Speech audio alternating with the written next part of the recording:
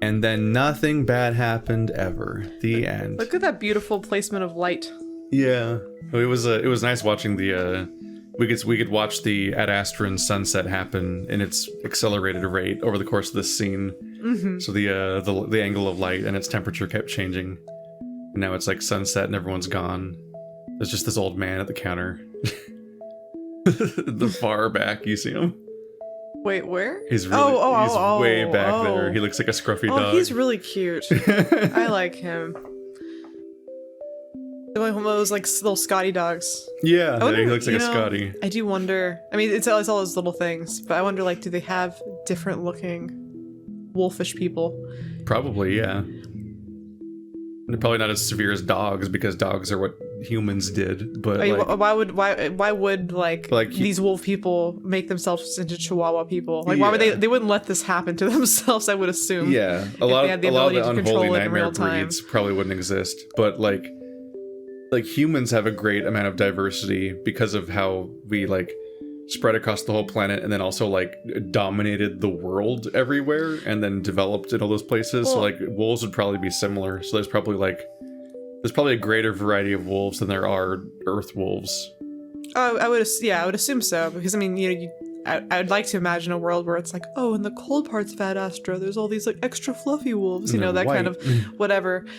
But no, yeah, human beings have just found ways to compensate for all of the problems that would prevent us from reproducing, and so we bypass that. So we have a lot of diversity only because there's not really a lot that would prevent us from being able to like replicate our DNA. Yeah, like basically having such a population. Like I always think about people with like glasses. Whereas like, if you had glasses maybe like 1,000 years ago, you'd be maybe a little bit more fucked. You might fall into a hole and die. Yeah. But it's like, it's not at all a problem now. In fact, most people I know actually have glasses. It's like one of those little things. I want to see a wolf with glasses. See, and that sounds adorable too. Do they exist? Do they? Haps, tell us. Does that guy have glasses under his giant eyebrows? Little spectacles. Well, I mean, Kato's got his little visor. I don't know what that actually does for him, but it looks cool. Well, that's some transhumanism stuff going on where he's got like a thing like that's like augmenting him because he was blind.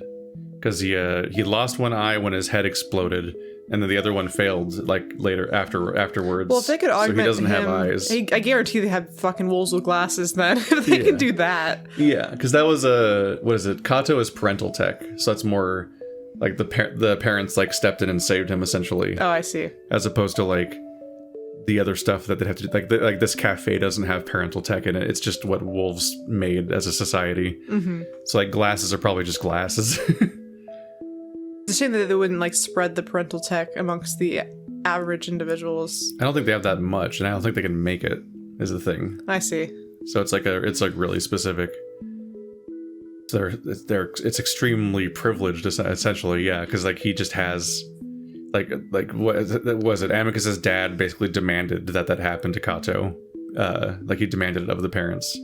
Which is probably a real shaky gambit. Well, I mean, you know what they say about the teaching a man to fish sort of thing.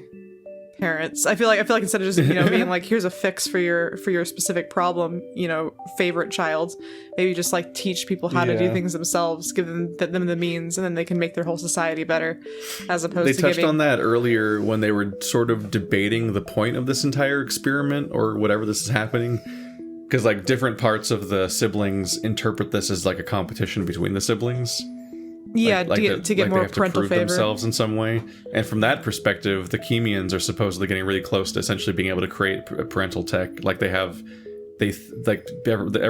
thinks that they have their own stretch drive. Like, they made their own instead of having to rely on the parents and stuff like that. So, like, it might be about that. It's ambiguous what the point of like this entire thing the parents are doing is. Well, I mean, and it mirrors what we are supposed to be doing with other like the other civilizations that we come in contact with, but don't share any of our prosperity and good things with. Like, do you know about the Prime Directive? The Prime Directive? It's it's this thing that rules Star Trek. It's like the biggest rule in the entire universe, essentially. And there's a lot of debate about how much they actually stick to that from season to season or like reincarnation or incarnation of the show and so on. But it's basically this idea that you, when you have any kind of like primitive species, like because you find you go around and you find these spacefaring, I mean, specifically not spacefaring, you find these sapient species on different planets and different galaxies, and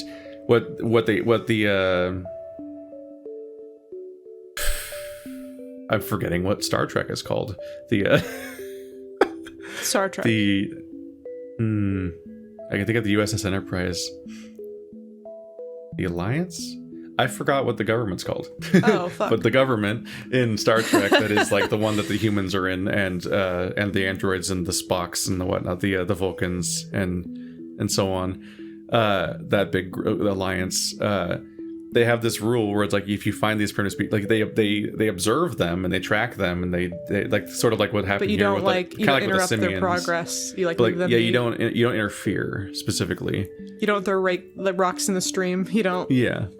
I think specifically is that I think you have to discover light speed travel or something in order to, and then like you essentially get like a greeting card. Like you get the hi, welcome to the club. You get first contact once you discover. I think it's faster than light travel or something like that. But it's like some milestone that's like, okay, now you're essentially part of intergalactic civilization. So we like open up to you. But before then, you're supposed to let these societies grow individually without splitting off like that, without like interfering with them, which is like various forms of sci-fi fiction keep having conversations with this idea. Like in Mass Effect, in their thing, there's a progenitor race that created technology everywhere, kind of like the parents, and the Mass Effect is referring to these like there's a force that's called Mass Effect itself, but then there's these mass relays that are these big like floating like space gun kind of things that are like kind of partly a gate and kind of an arrow at the same time, and those relays will transport you from one to the other, and there's a network of them across the whole galaxy. And so that's their cutoff, is that when you discover the mass relays, then you become part of galactic civilization, but before then you're not supposed to interfere. And there's even specifically like here's the big cautionary tale narrative where there's a big war that happened because of a specific race they did uplift before they were supposed to, and like the chaos that's brought on by bringing like, it's like a Prometheus situation. Yeah. It's handing them fire. They brought like an uncivilized race that was still tearing itself apart on its own planet, and they uplifted it, and so it started kind of doing that everywhere now, because it was like they wanted their because they were so powerful that they wanted them as a force to use against a galactic threat, but then that they just become the new threat because they were their own problem. And so like, there's always versions of that, and so like we're in the modern, like at the stage where Adastra exists, like we're still having that conversation within the genre essentially, and that's what's going on with the parents and the siblings and children, is like that's the context within which this trope is being used and what they're going for. I mean, I think it's once again a completely different riff on it. Yeah, definitely a debate-worthy topic, only because there are aspects to both sides that like you could come off as completely harsh and abandoning if you like don't help individuals out who like show basically who they could be potentially as intelligent as you if given like the proper means and resources. But at the same time, it's like you cannot help but like imprint your own influence when doing anything like that, and doing that I feel like takes something away from like the cultures that you'd be interacting with. Yeah, like basically they can't come to their own. There's an interesting twist happening here because it's backwards, because here the whole point in Star Trek is you're supposed to let them develop to be their own unique special race and not subjugate them or influence them, and let them become what they're going to become, even if that means they wipe themselves out or they die from a natural disaster that you're prohibited from interfering with. But here, the exact opposite. What's really interesting here is that when you play Adastra, you probably side with the Chemians. You're like, yes, that's what you should do. But what the Chemians are doing is exactly the opposite of what you're supposed to do in Star Trek. Like, they are specifically making first contact with all these different species and then uplifting them to intelligence. And you would presume at that point that they're kind of like assimilating them. Yeah. And to some extent, like there's no way to do this without basically erasing their culture, or at least like replacing their culture with your own in some way, which we see with how like these various groups feel like they're being represented on Earth, because like I was gonna say this is very similar. That question of like what's up with like what effect did the Romans get from the wolves if they're so weirdly similar, and like what would have human society been like without any interference, for example. like, that takes this very long conversation that's been happening for like 70 years or something in TV and turns it into this thing where like, what if we're already like that? That's the question that's the question oh Adastra is asking. That would explain why we're so fucked. And this complicated ass conversation is happening in a game that people clicked on because they thought it was just free wolf porn. And it's like, oh yeah, what about fucking the latest iteration of this fucking sci-fi conversation? Let's go. I love this shit. It's so fucking insane. I explained this game to someone completely not mentioning the furry aspect altogether and just explaining it as a game about politics before revealing that it was a game with furry daddies in even it. when you try to sell out people on how good the rest is, you still have to eventually mention that, or they're gonna find out the hard way if they look into it, and they'll be like, what the fuck, Stephanie? I just think it's funny. It's like you pull the rug out from underneath them. You're like, ha, got you. I love the idea you can talk about this game for so long without even acknowledging that like dicks come out. It's like this. It's like, yeah, all this politics, and it's like, and then you make out, and then like this, and his fur is like this, and it's like, wait, what? What game is? It's fucking great. It's incredible. I'm happy to be sharing this. People are loving this so far. They're really engaged. They're very, like, people are like, when the fuck is the next episode? I'm glad they can overlook me being here. Enjoy it anyway. Haps likes you even. The artist. That's very nice. I'm very touched. I like you too, Haps. From what I can tell from your art. Anyway, back to the that's our side panel. Yes, sorry. We fucking do this all the time. No, that's what a let's play is. You can't just have like 2 seconds. Just play the game, guys. Don't talk. I think that was worth, get the high score. I think that was worth discussing. It's like it's the context of the entire narrative and so on. I think it's really interesting, but I think so too. I think these let's plays are worse if you just read the lines, then do like 1 second aside. It's like and that's it. Like every dick now and joke. then. And that's all you do. Of course, Marco. I'm honored that you'd have me. That's what I say when you let me on your channel. Guess we've been dancing it around, yeah. Oops. Oh, I pressed back or something, or... Yeah, okay. I accidentally hit back somehow. I even see his eyes glistening a bit, and I want to get up right there and then, and join him on his bed. The public setting holds me back. Get right up on him. I imagine Amicus is feeling the same way, and I wonder if maybe asking here in public wasn't the best place for it. But it was done, and I feel myself grinning despite it, myself. The wolf grins right back. Like you said, while I'm here, we might as well get to know each other better, and if you do figure something out, I can come back. Amicus nods and turns his head in a way that he's able to wipe an eye on his shoulder, probably hoping I won't notice. Aww. He looks so relieved. I realize, even after we made up in the meditation room, he probably was still feeling unsure of where we stood romantically. But there are boundaries, and if I'm dating you, you have to tell me everything, and no sleeping around behind my back. Of course, I've promised to tell you everything, especially everything that concerns you, and I don't ever intend on breaking that promise to you. And sleeping around? Amicus' ears flick as he glances over at our neighbors who were definitely trying to eavesdrop. How good is their hearing? He lowers his voice a good deal. Definitely not. Not that I have anyone to be with, but we can discuss all of this when we get back to our room, and... Amicus lowers his voice even more. Maybe do a little more as well. His ears flatten as I roll my eyes, but they come back up when I smile. Sure. No. Immediately his tail starts thumping the bed, and the eager look on his face has me shaking my head. I can't deny that I'm excited too. Actually, I'm feeling kind of nervous now that I just promised him that. How would we even start? We sit together for a while longer, the conversation moving to more casual topics like how the districts of the city are divided up. Though as an hour passes, I start to feel hot and a little dizzy. And when I mention this to Amicus, he suggests we head back to the palace. Vita has completely set by the time we're headed out toward the carriage.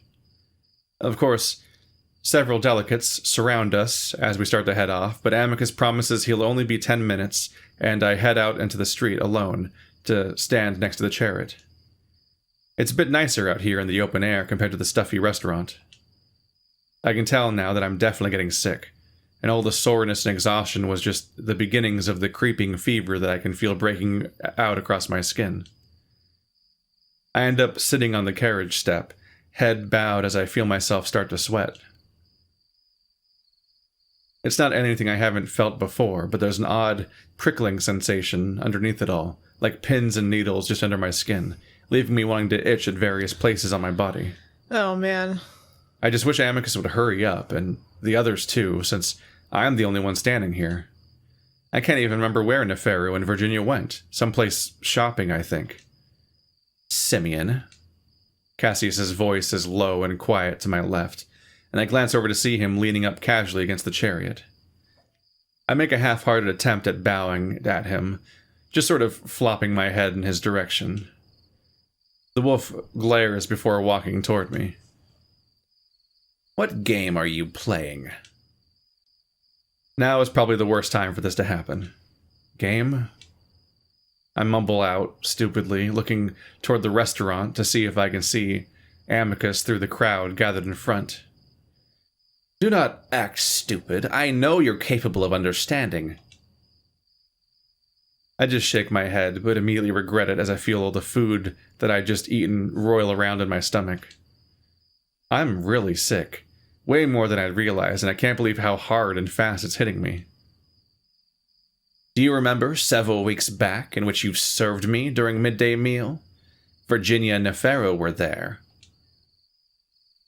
I just stick to silence now, worried that moving at all is going to make me hurl. Of course you remember. You told the Triumvirates about what I intend to do with them, didn't you? Cassius moves closer. Not exactly. Not exactly, no.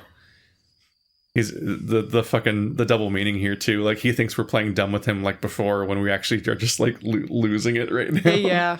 The whole like pins and needles thing and this like the cold sweat. Oh, that's so relatable. That's definitely like, oh, I'm gonna puke soon. Because we've so far never dropped the facade with him specifically yet, so he thinks we're still holding it. But we're just holding in something else.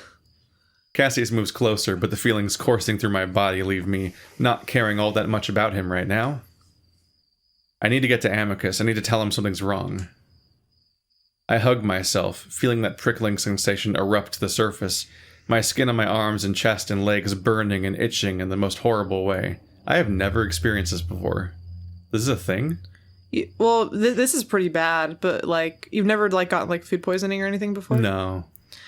There's like there's like, well, I associate it the most with like being hungover, but it's more so just like you wake up and you're fine for like an hour, and then you like, eat something and you're like, yeah, no, that's not gonna work, and you get like the hot flashes all day, and then eventually you're just like, yep, there it is, like, no. And it's all that pins and needles, cold sweat, like just feeling like total trash. I just have the thing where you get nauseous, and then like, and sometimes you don't always entirely feel nauseous, but you just have that like that feeling that you're salivating too much, and it's like your body's preparing to throw up, and you're like, I don't think I can do anything to reverse this.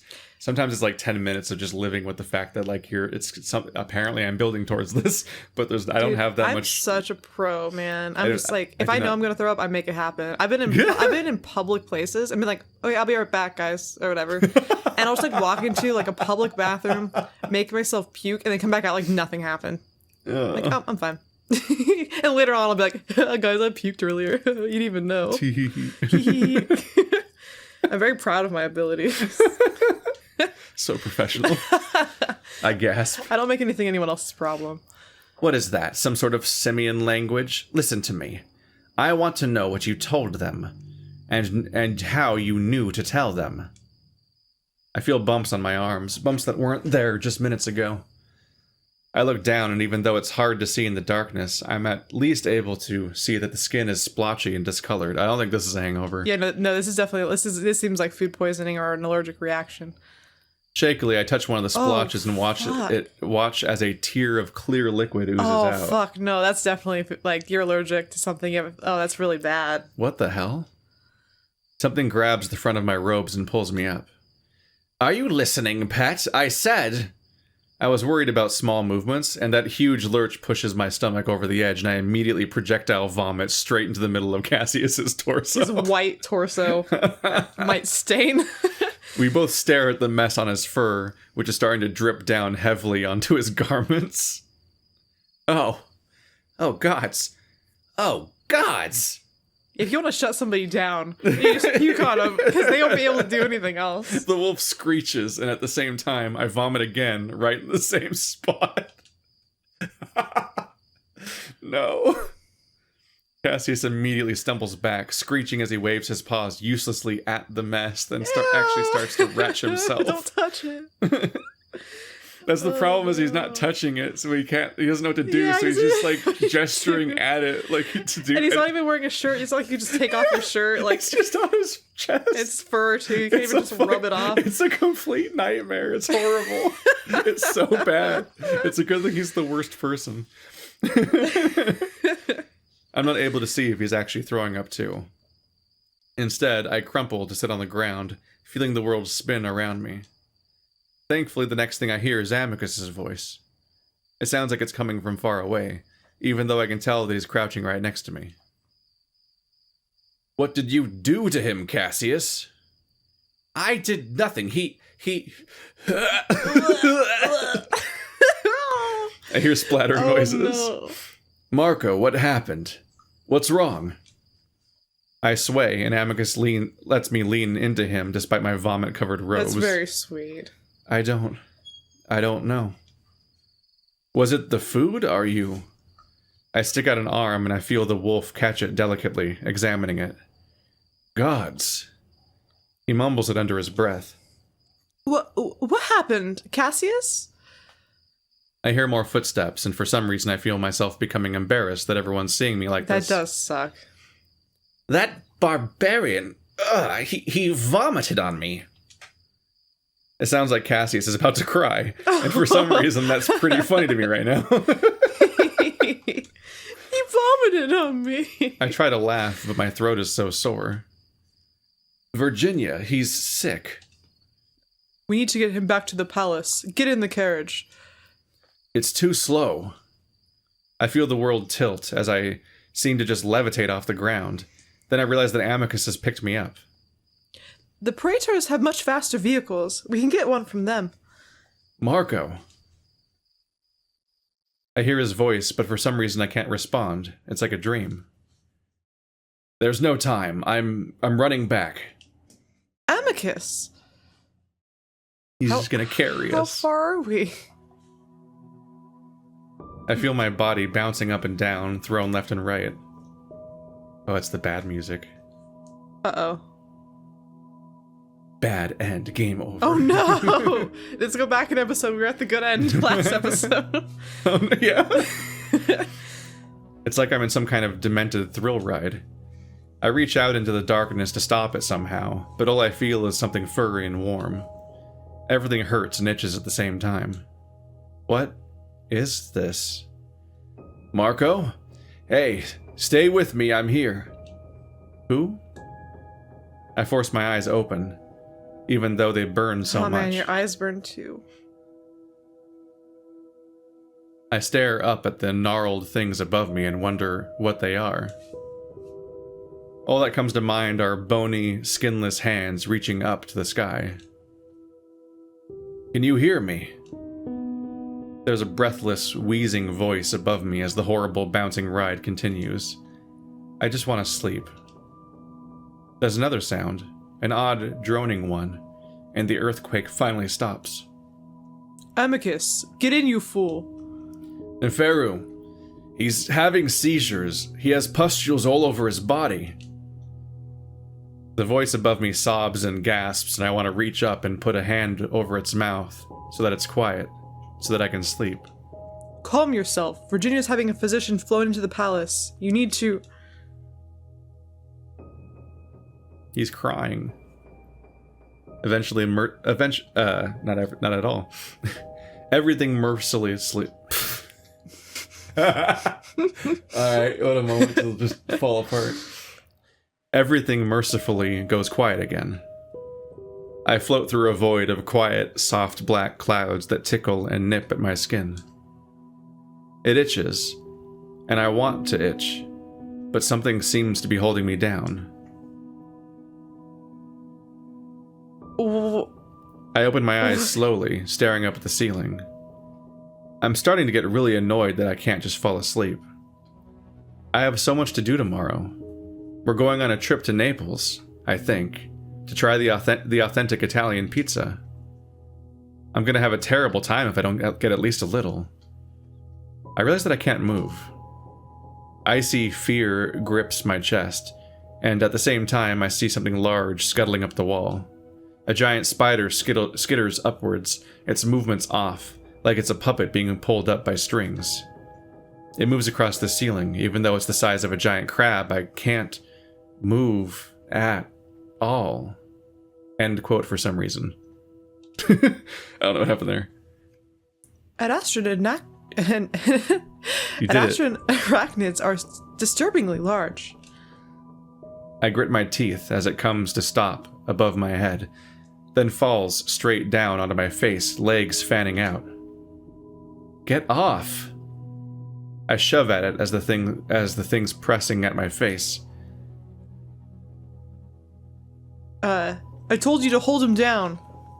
I'm trying. Marco, listen to me, please. You're safe. We're helping you. I focus on the monsters above me, their massive white teeth and red glowing eyes. Their horrible hands come down to press on me, and I feel the prickling pain all over my skin. I thrash around, but it's no use. They're too strong. He's having another seizure. I lean against the side of a building on the empty road. The night is peaceful and quiet. Mostly quiet. I hear clopping sounds in the distance, galloping sounds. I frown, and then lean forward a bit, looking up at the dark road. I see a horse running towards me. Its eyes glow red and spit fires from its mouth. Afraid, I press myself closer to the building, but the horse ignores me. Instead, as it runs past me, I see that it's dragging something. A wolf's headless body, arms spread out, the stump leaving a long red streak across the cobblestones. Oh, it's the Roman king or emperor that he imagined Amicus was like. Yeah. I open my mouth to scream. We have nothing on record for his species. Then profile him. Is there a reason why we don't? Just heal him, please. It's just aviapox. It's chickenpox, basically. Yeah. Well, clearly it has a different effect on his species. His nervous system is already damaged beyond repair. You should consider... That's not good. That's very not good.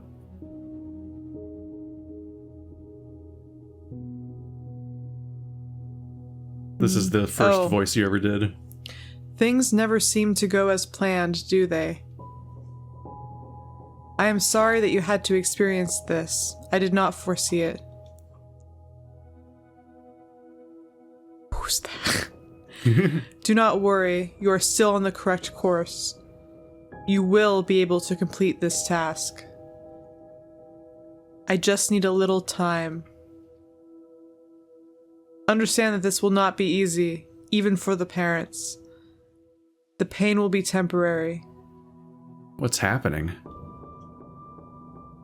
You will know in time, but not yet.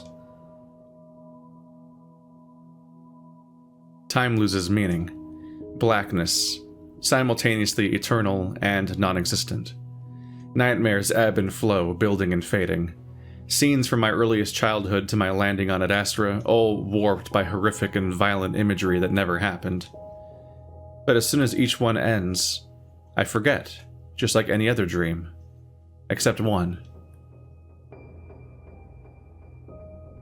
I'm huddled in the seat of the ship, freezing cold, numb with desperation and the fear of impending death. How is this happening to me? What did I do to deserve this? I glance back at the crumpled form of the wolf in the back of the ship. His head is framed by a pool of blood and the metal pipe just a few feet away where I dropped it. I've made a huge mistake.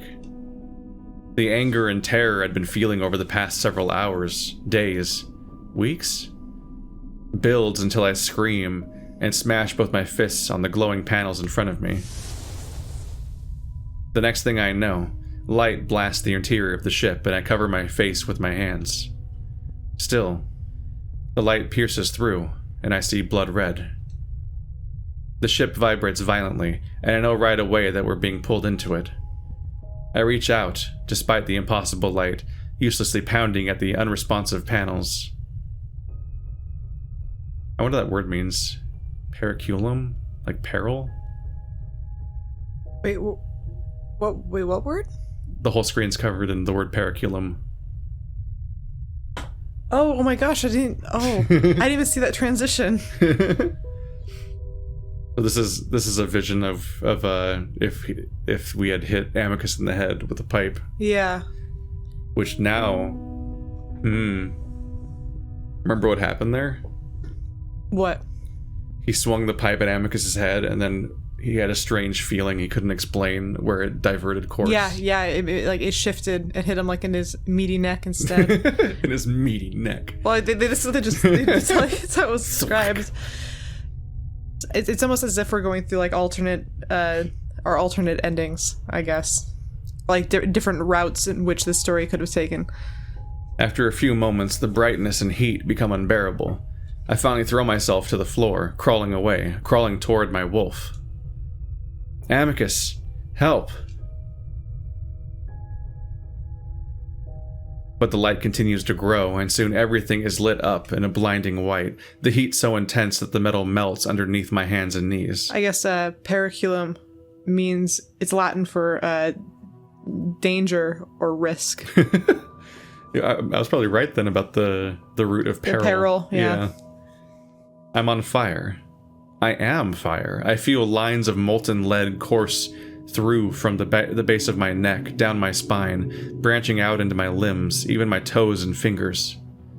I can only float in the inferno, dumbly wondering why I still feel if I'm dead, wondering if this is death, as the ship, the wolf, and I become part of the star. Once again, time is lost and I only exist as fire.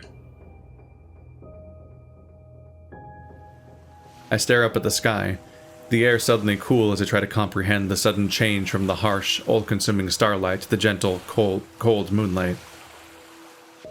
Still, fire continues to lance through my head, neck, spine, and limbs in agonizing lines, my body mapped as a tortured stick figure.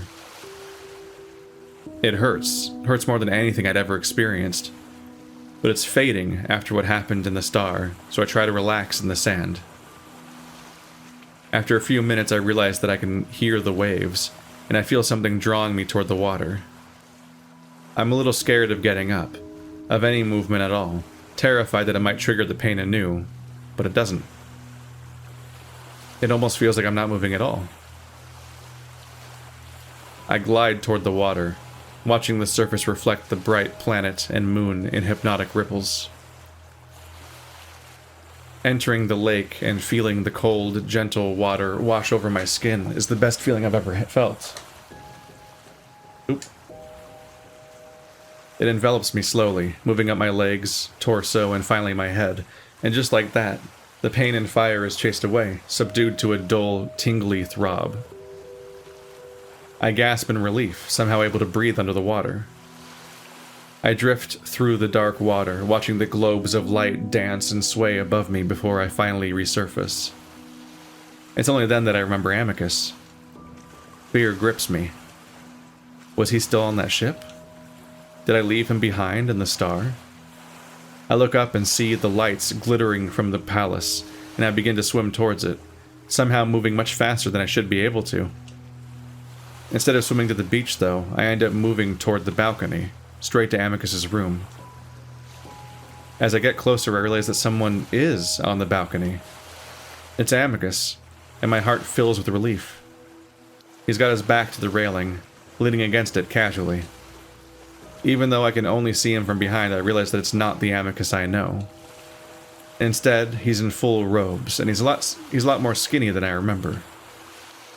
I slow down, wondering why he's not looking at me with all the splashing noise I'm making. Just as I'm about to call up to him, though, I see brown arms wrap around him, smoothing over his arms and back. And that's when Amicus turns to the side. I see now that those arms belong to another wolf, smaller and brown-furred, one that I've never seen before. Amicus is doing the same to him, paws moving around his body in a way that's awkward and hesitant, a pair of young lovers making out for the first time. I watch, suddenly feeling embarrassed. It's yep. I'm back in Amicus's room, and that same teenaged wolf is now on the sofa, bent over, hiding his face behind his paws. I've never seen Amicus really cry, but I can tell that's what he's doing now. I feel the sense of complete and utter shame, the feeling that you've let everyone down. It consumes me. I reach out toward the young wolf, wanting to comfort him, wondering if he'll even know who I am. Yep, it was his betrayal. Yeah, his past relationship. Suddenly, I'm sucked back into the cosmos. There's no parent this time. Instead, I float peacefully through the vacuum, staring down at what I assume to be Adastra. Even though there isn't anyone here with me, I sense beings all around me. I also get a sense of approval, like their work is done. Finish Mira's work, young human. Just like that, I start to drift back down toward the moon, descending faster and faster until everything becomes a blur. And Mira was the wolf that we cosplayed. The tiger. Oh yeah, sorry, I meant to say tiger. Because there's a racist costume. Yeah, exactly. But it was the one in the like the legend. Yeah, I guess not legend, but not Hindu, but it was something that sounded like Hindu. It was the Hindu woman that supposedly killed herself to remove the choice from the Wolf Emperor at the time that was going to let his empire burn to save her. Mm-hmm. This time coming back feels real, and I immediately know that I'm not in a dream. I smell lavender. Amicus? My eyes feel like they're glued shut, and I have to rub them to get them to fully open. The first thing I see is the sky, the planet Anchorus, and the moon Torque, both of them glowing brightly. I stare at the two floating orbs for a while, waiting for things to fall into place as to why I'm out here. I'm laying on something hard, like concrete, and I feel soft, but weighty things on my chest. My hands are curled around it, and I lift it slowly to have a look, even though it feels like a 50-pound dumbbell. Flowers. Flowers with a fair bit of lavender mixed in. Slowly, I turn my head, and again, I get the feeling of heavy weights attached to my body. Somehow I manage it, and immediately see that I'm in the amphitheater. At the same time, I see more flowers and realize they're arranged around me in a circle. Moving my head around also makes me realize that there's something scratchy and prickly on my head. Still struggling with my heavy hand, I reach up and grab at it. I lift it from my head and hold it in front of my face, my eyes taking a few moments to focus to find that it's a wreath. Pink flowers woven into the twigs. I finally drop my arm to the side, getting too tired to hold it up, and watch it lazily roll a few feet away. The movement sends a wave of tingling through my body, but it fades quickly. The heavy weakness is also starting to fade, but I'm more worried about how I got here and why I'm covered in flowers. From what I can tell, I'm in the gardens, though a part of it I haven't been to before. I close my eyes, trying to remember how I got here. Amicus. The trial of rhetoric. The restaurant. Being sick. Again I lift my arm, though it's easier this time, and I look at the skin. It's covered in crusty yellowish scabs, though they don't hurt. I don't know why, but I get the feeling that the skin underneath is completely healed. I try to think again. I do remember throwing up on Cassius, but after that, just terrible dreams. Did they heal me somehow? Is this flower thing part of that? I'm feeling some of my strength returning, so I force myself into a sitting position, joints popping and muscles stiff. Still, with every movement things get easier. I do get lightheaded though, and I have to sit there a moment, looking around again, wondering where Amicus is. He'd sounded so desperate and sad the last I heard him. I need to show him that I'm okay, now. At least I think I am. I slowly push myself up, listening to the gunshot cracks in my knees, as if I hadn't used them for days. I stand, unsteadily, in the center of the square, looking around at the circle of flowers. I'm startled when I turn and see a wolf behind me, but it's just a sculpture. A male wolf decked out in armor, both of his paws raised to the sky. He's got a bunch of flowers weaved around his wrists and on his head, too. I wait a few moments, listening for anyone that might be nearby. All I hear are the insects around me. So I start to move toward the path that I know leads to the palace. Although I'm pretty sure I'm not dreaming now, this eerie scenario has me questioning that. The whole situation's surreal. All of the things that I remember happening last feel so distant. Despite spending all my time on Adastra trying to be covert, I find myself longing to find someone. Anyone, really. I just need to know what happened. And pretty soon I do find someone. His back is to me, stooped over, fur almost ghostly in the glow of the garden lights. The cat busies himself with some flowers, a pair of metal clippers in his paws. As I get closer, I can hear him humming just above the noise of his busy snipping. I'm just opening my mouth when I see his ears perk. Cass, you know I don't like these games. Alex turns to face me, a knowing smile on his lips. That quickly disappears the second he sees me, though, replaced by a look of complete shock. Ah. Whatever he was trying to say doesn't seem to want to come out, and instead he just stands there, gaping at me. Hey. I can barely talk, my voice rasping out like sandpaper on wood. I take a step forward, and that's when Alex finally reacts, jumping almost a foot into the air in a backwards motion, putting space between us as he yelps. What? How? He stutters and stumbles over his words. I've seen Alex flustered before, but never like this. There's real fear in his eyes as he stumbles against some bushes. I wonder if he's going to take off running, but instead he stands there, quivering as he holds the clippers up in front of his chest, as if contemplating using them as a weapon. I raise my hands reassuringly. Hey, Alex, it's me. I cough a few times, trying to clear my throat. I see Alex's ears twitch at the sound, as he slowly lowers the clippers, though he moves to the side away from the bush, giving himself a clear path to the palace. Marco, but how? He's staring at me like what he's seeing is impossible. How what? I'm regaining my voice slowly, but surely. What's happening? Alex finally seems to get a hold of himself, fur slowly laying flat again as he eyes me, looking almost suspicious. I could ask you the same thing. This catches me off guard. Why? Well... Alex looks around before focusing on me again, tilting his head as if to look at me from a different angle. You were dead. Bum, bum, bum!